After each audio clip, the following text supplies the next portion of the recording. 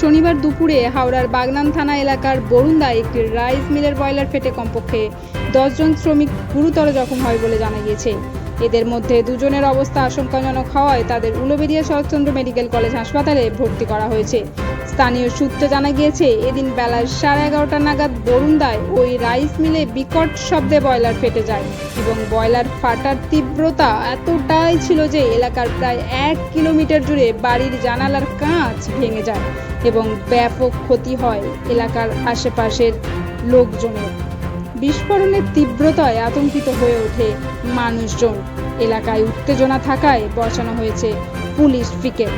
অন্যদিকে শত ব্যস্ততা থাকা সত্ত্বেও খবর শোনা মাত্র আহতদের হসপিটালে দেখতে গেলেন মন্ত্রী পুলক রায়।